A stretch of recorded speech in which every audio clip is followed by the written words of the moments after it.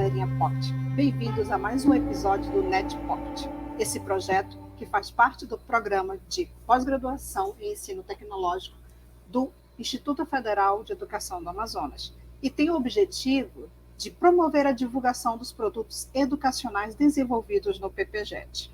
Hoje temos mais uma convidada especial no nosso programa e é uma colega de turma. É a Patrícia Lavor. Patrícia, seja bem-vinda ao nosso programa. A Patrícia fez um trabalho muito importante, com uma temática excelente, que vai trazer muito conhecimento para a formação de professores, faz parte da linha de formação de professores, né, Patrícia? E trabalha a questão da educação inclusiva. Vejo que é um tema muito importante e tem uma temática, o caderno, o produto educacional dela vem com o tema Caderno Temático Formativo, Sala Inclusiva, Contribuições para a Formação de Professores no Contexto da Surdez.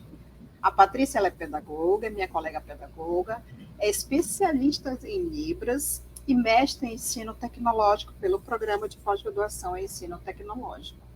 Atualmente, a Patrícia é servidora docente de Libras da Universidade Federal de Roraima. Ela está lá em Roraima, batendo esse papo aqui conosco, e ela é lotada no Colégio de Aplicação e atua como professora na sala multifuncional.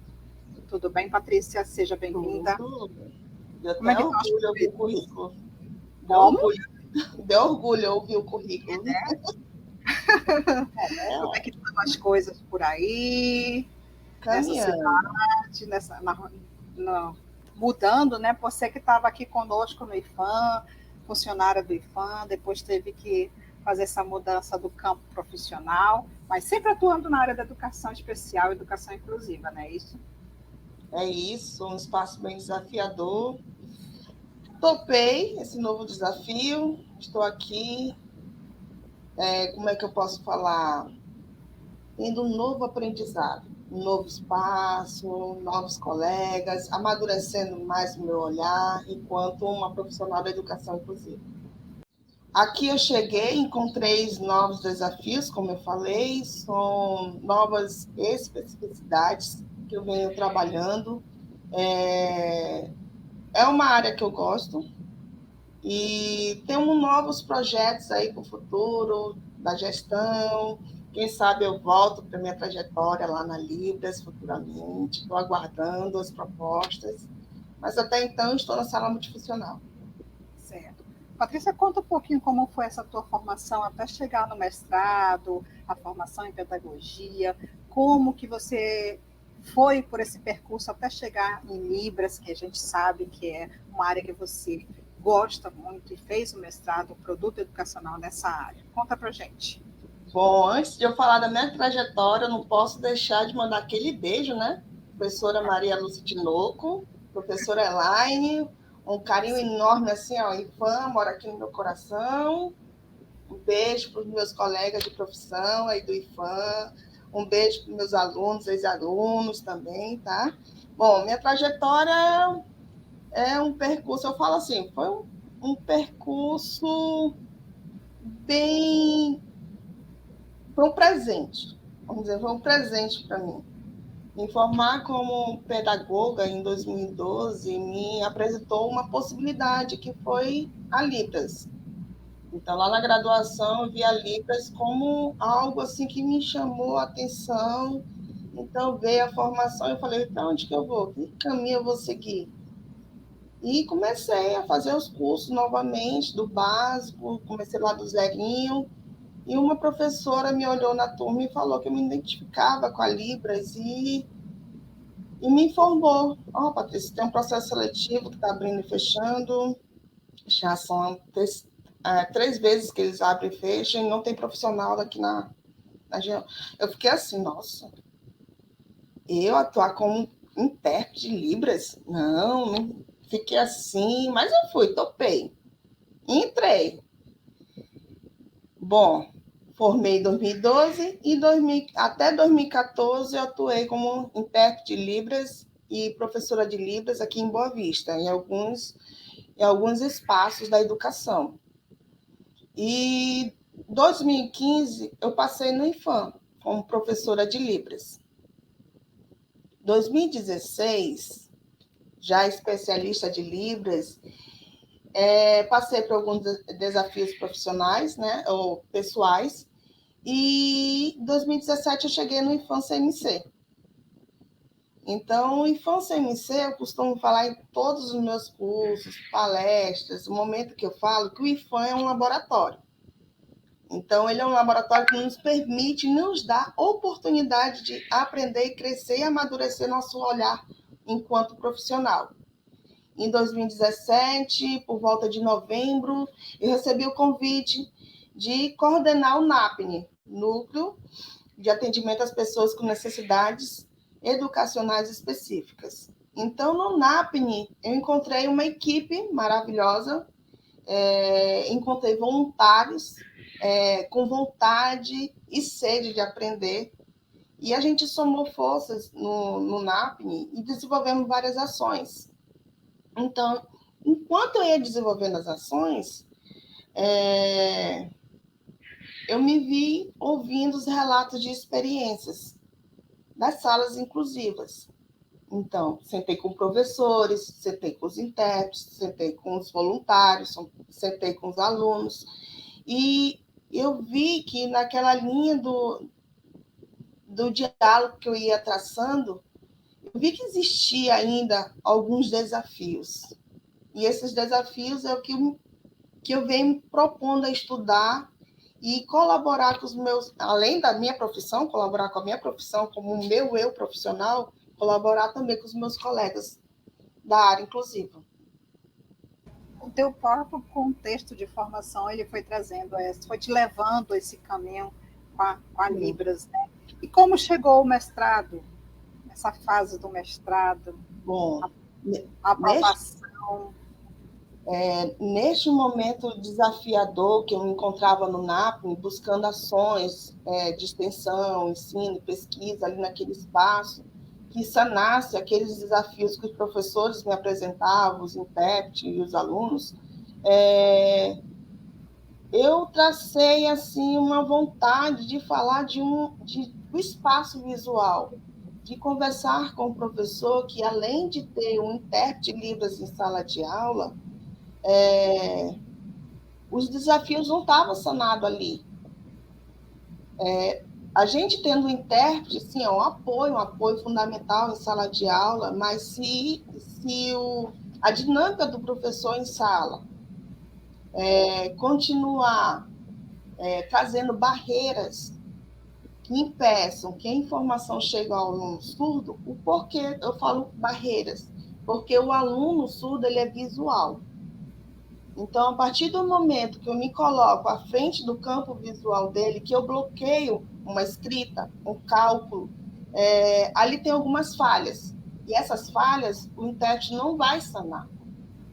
Então, chegar ao mestrado, até chegar ao mestrado, de 2017 até 2019, eu amadureci essa ideia de entrar no mestrado, e eu submeti também para outros programas, na qual eu não fui, e também não segui essa linha que eu apresentei para o PPJET.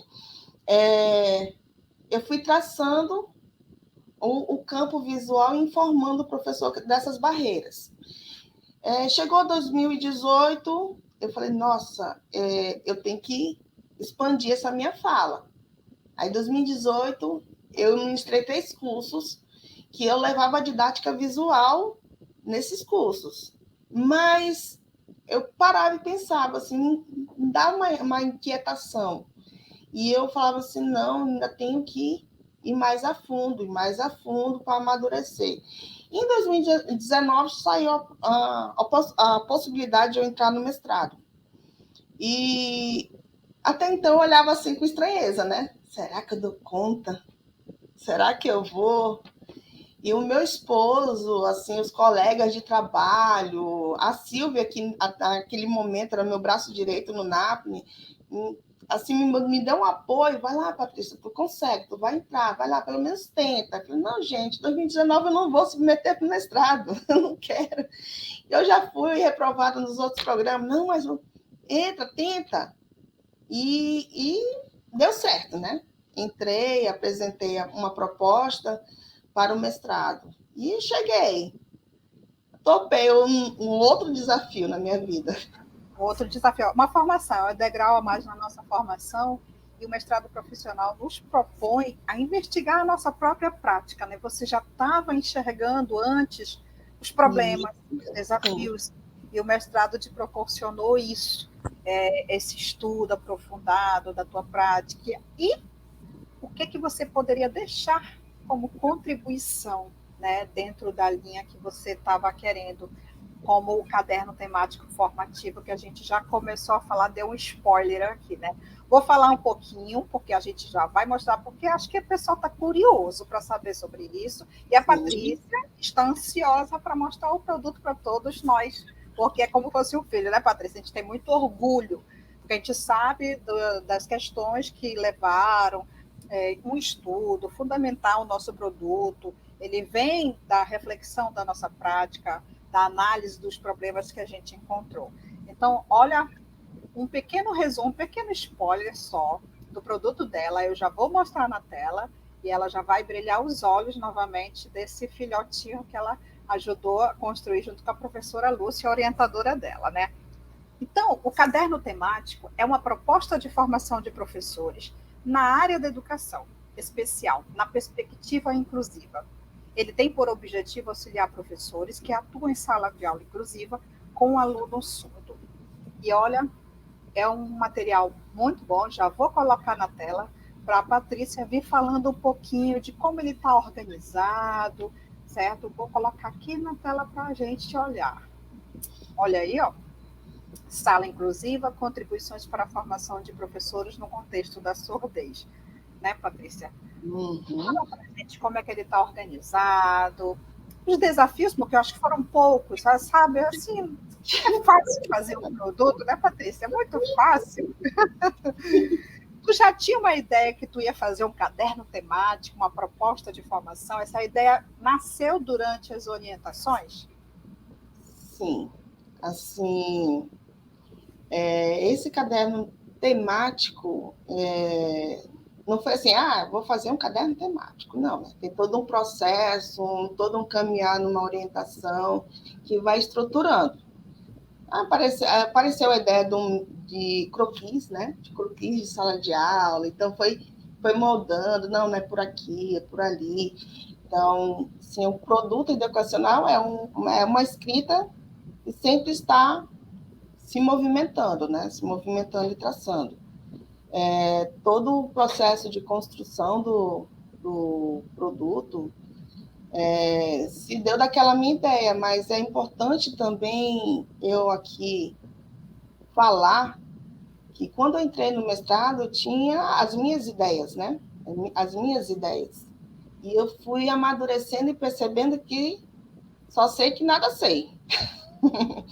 Só sei que nada sei. Então, para chegar até o produto, foi toda uma trajetória e foi com base em muitas orientações para poder estar aí estruturadinho, bonitinho, caderno temático, sala inclusiva, né, para a contribuição da formação dos professores.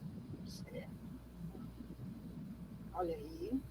Né, todo esse layout trabalhado e as imagens, né, que você colocou também alusivas, porque o símbolo de Libras é a mão, os movimentos que a mão faz para se comunicar, né, Patrícia? Fala um pouquinho sobre a mão, o corpo, o rosto.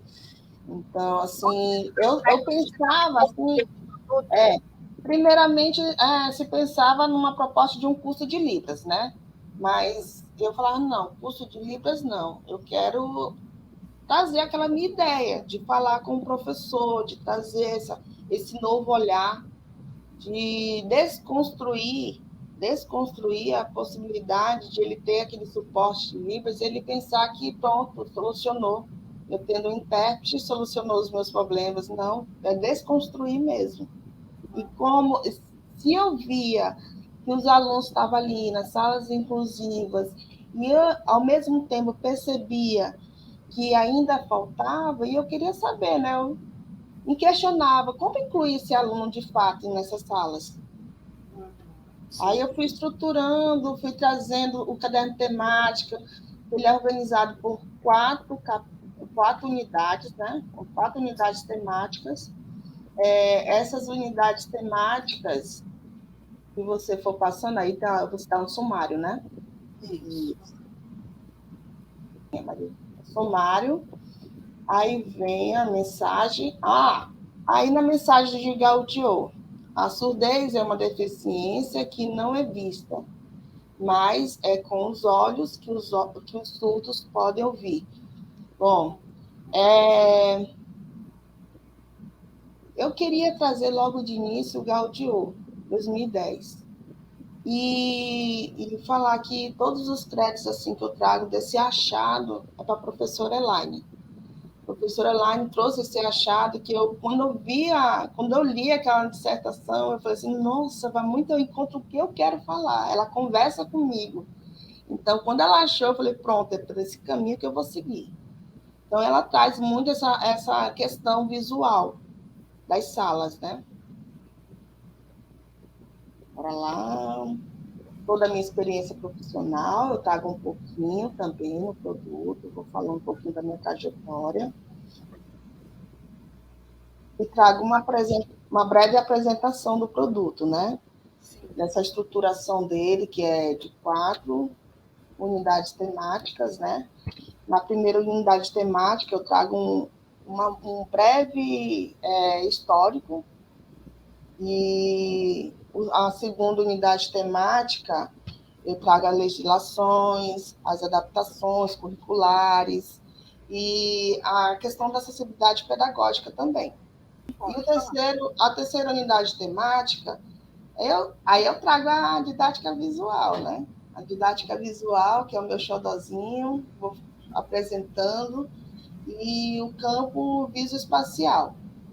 Na quarta unidade, aí eu já trago as minhas contribuições com a ergonomia e a educação inclusiva. Vamos lá. Você voltando lá no início, tem a sugestão de planos de unidades, né? Aí. Essa aí é uma sugestão de planejamento, certo? Certo. Bom, a gente pensa nessas unidades que elas sejam trabalhadas 5 horas cada, totalizando 20 horas. Porém, o formador não precisa ficar amarrado nessas 20 horas. Ele pode pegar uma unidade e trabalhar no intervalo, numa transição, no final de uma reunião, aquilo que está precisando ser trabalhado com a sua equipe, ele pode pegar, desmembrar as unidades e trabalhar isolados também, tá bom? Ele não precisa trabalhar assim, vou trabalhar às 20, vou fazer às 20 horas. Se não for necessidade da realidade que ele está vivenciando, ele pode trabalhar por parte também. Fica a critério do formador, tá bom? Quando você organizou essas unidades 1, 2, 3 e 4, você quis dar esse formato, né? Falar o que é o ensino do surdo, fundamentar com as questão da legislação, né? Então, para mim poder trazer esse caderno temático aqui e apresentar, chegar nessa estruturação, para mim chegar na didática visual, eu preciso apresentar para o professor o processo histórico da comunidade surda. Então, eu trago o processo histórico, bem breve, trago alguns relatos também das experiências. E aqui, antes dos relatos que você passou agora, volta um pouquinho, 2 páginas. 1, 2. E ali a sala inclusiva. Quando a gente vê essa formação de sala inclusiva, a depender do ponto de localização do aluno surdo, você vai impactar diretamente no campo visual dele. Ok? Então, assim, quando eu encontrei essa formação da sala, eu falei, não, vou trabalhar com esse espaço aqui. Então, assim, os relatos de experiência foram muito ao encontro também de reafirmar que existe, sim, um desafio, tanto para o intérprete, tanto para os professores e os alunos, eu digo na questão visual. E por que não trabalhar a didática visual, dentro da didática, o campo visual, certo? Poder esclarecer todos esses desafios. Essa é uma sala inclusiva que eu encontrei também nas pesquisas que eu fui vendo e vi como oportunidade de trabalhar nesse formato. Mas você me perguntou por que a didática visual é meu xodózinho, certo? Pois é. Aí eu fiquei pensando Por que aqui. você colocou esse item como destaque dentro do seu produto? Bom, eu vi na didática a oportunidade de falar sobre as questões visuais, os desafios visuais de uma sala inclusiva. O posicionamento do professor, o posicionamento do intérprete, o que precisaria o professor ouvir. E o caderno temático traz muito isso, essa fala, traz a possibilidade de a gente multiplicar nas mãos de formadores essa fala, de que os desafios estão ali na sala inclusiva, eles estão presentes na sala inclusiva, que por mais que o professor tenha um intérprete de Libras, ele ainda enfrenta seus desafios enquanto docente. Quando você passa essa folha aí, eu vejo os avatares, né?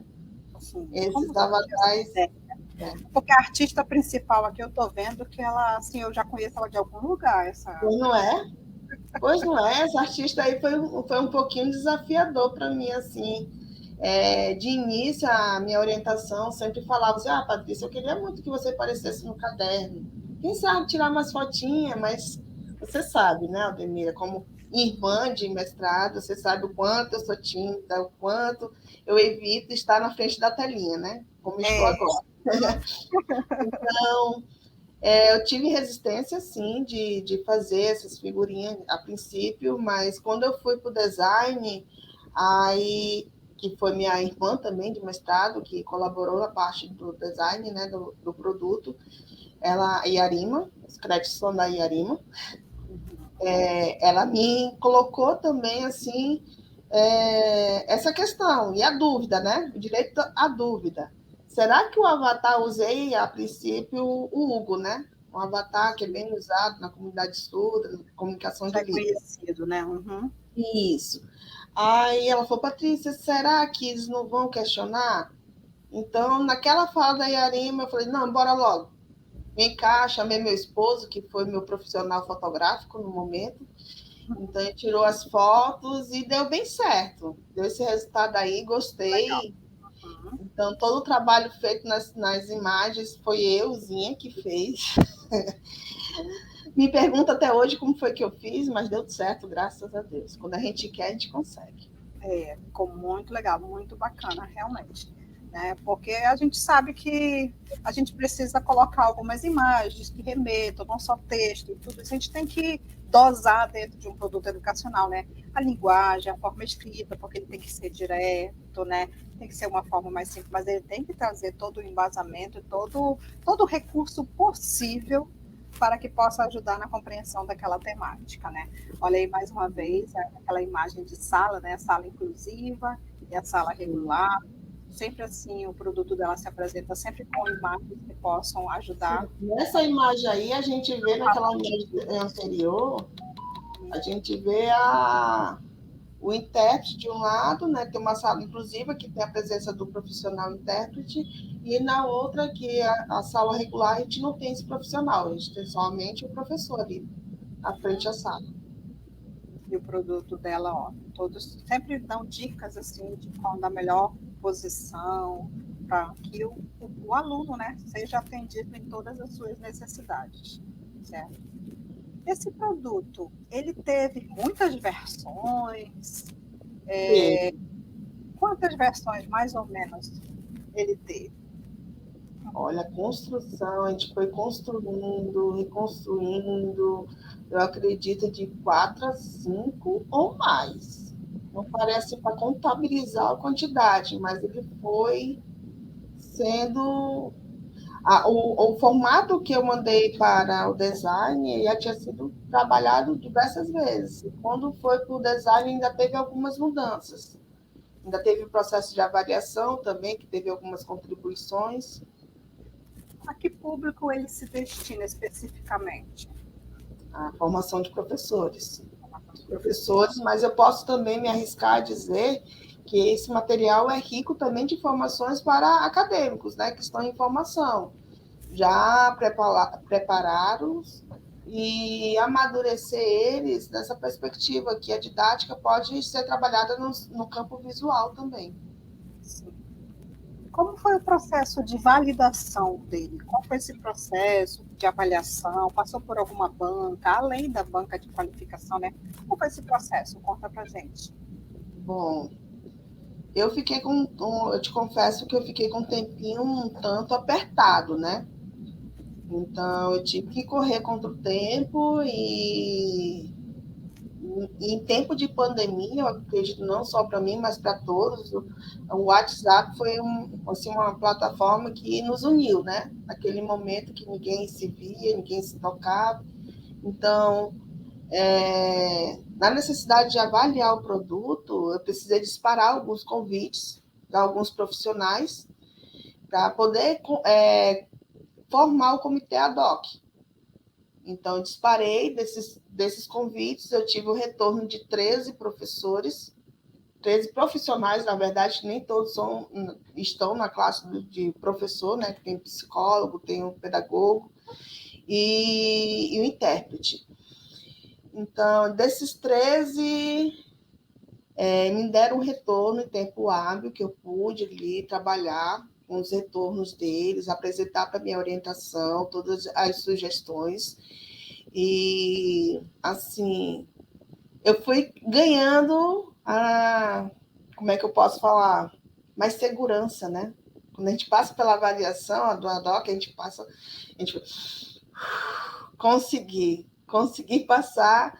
Então, assim, os 13 aprovaram o produto e a minha orientação também viu a necessidade de a gente socializar o produto. Então, a gente teve 2 momentos também no Meet de socialização. O primeiro momento foi com profissionais, a gente teve coordenadores dos NAPNs, profissionais surdos também, docentes surdos, que participaram daquele primeiro momento. Foi dia 27, 28 de final de 2021, salvo engano, a socialização via Meet. E o segundo momento, no dia 28, a gente socializou com a turma de licenciatura em matemática do IFAM. A turma de matemática do IFAM, eu destaco, teve um aluno que fez uma observação, e eu achei muito importante a observação dele naquela socialização. Ele falou: professora, a senhora fala da formação, né? Da formação de sala de aula, da questão visual. Eu falei, sim, mas na educação tem várias ergonomias de sala de aula, né? Várias estruturas, vários tamanhos. Então temos e os 2 espaços que eu trabalhei para chegar até o meu produto, meu espaço de pesquisa, foi IFAM, Campus Manaus Centro, e o IFE aqui, Campus Boa Vista. Então, ambos os espaços têm salas de aulas amplas, que eu posso estar ali fazendo um novo desenho e dando como sugestão esse novo formato de sala de aula, né? Como estratégia. E quando ele me falou isso, eu falei, realmente, tem salas menores, mas a gente pode estar alinhando a sala ali e, caso não supra a necessidade do espaço, a gente fazer um segundo semicírculo para poder estar amenizando o campo visual do aluno. E o interessante é que dentro desse grupo que você selecionou para avaliar o produto, você teve várias pessoas, vários profissionais, né? Desde o aluno até o professor. A gente faz um produto, é claro, linha 1 vai pensar a formação de professores, Mas o impacto disso lá na sala de aula, lá na formação do aluno, a gente tem que também pensar para além disso. A gente tem o foco, formação de professores, a gente aplica com os professores e tudo mais, mas a gente também tem que ver o impacto disso por conta, né? A sua fala, ela me recorda algumas etapas das orientações. Assim, bom, é formação de professor, certo? Mas nessa formação de professor, no meu discurso com relação ao campo visual, à organização de sala de aula, vai ao encontro também do intérprete do aluno surdo. E eu não podia deixar de ouvir os alunos ouvintes também. E eu trouxe os alunos ouvintes na pesquisa para ouvir como é que estava essa interação, né, do aluno ouvinte também. Então, não tinha como eu falar apenas com o professor. Eu tinha que falar com um grupo que estão ali convivendo naquele ambiente inclusivo. E que aprendizado você tira de todo esse processo de elaboração do produto que você fez, que você produziu junto com seus colegas? Qual o aprendizado que você tira de todo esse processo? E eu vejo hoje, assim, que uma educação inclusiva, para que de fato ela aconteça, a gente precisa de liderança que também levante a bandeira com a gente, porque só nós da educação inclusiva a gente consegue, sim, mas é um caminhar devagarzinho, devagarzinho, e a gente vai conseguindo. E se as nossas lideranças estiverem com a gente ali segurando a nossa bandeira, vai fazer toda a diferença. O apoio é fundamental, né, Patrícia? Agora, deixa um momento para você se despedir, falar uma coisinha. Dar uma despedida do pessoal, do povo do NetPocket. Bom, eu deixo aqui um beijo, um carinho para toda a equipe. Mandar um beijinho para os meus filhos, Saime e Açucena, a todos os meus alunos, meus 23 alunos da sala multifuncional, do AEE, tá? E todos os meus colegas atuais também, todo aquele carinho. E para os mestrandos, eu vou falar para vocês. O mestrado é desafiador e exige a nossa organização.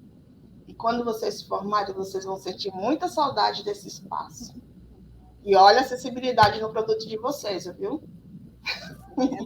A Pedagoga Patrícia chamando a atenção de vocês. Patrícia, o programa agradece, o Instituto agradece todo o trabalho que você fez, além disso, toda a sua formação, né? Coordenado aí atualmente pela professora Andréa, nosso grupo, né, das redes sociais. Todo o programa agradece o seu trabalho, essa linha muito especial, que é da educação especial.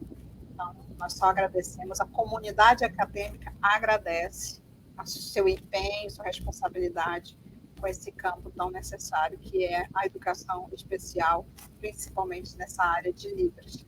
Tá bom? Obrigada. Olha aí, pessoal, a gente esteve aqui com a Patrícia, muitas emoções, né? Muitas observações importantes, o recado principal que ela deixa, não deixem de observar a acessibilidade no produto de vocês. Esse é o recado principal que a Patrícia está deixando dentro desse nosso programa, desse episódio 2, e a gente se vê na próxima, hein? Aguardem o próximo episódio, o terceiro episódio do NetPocket. Tchau, pessoal!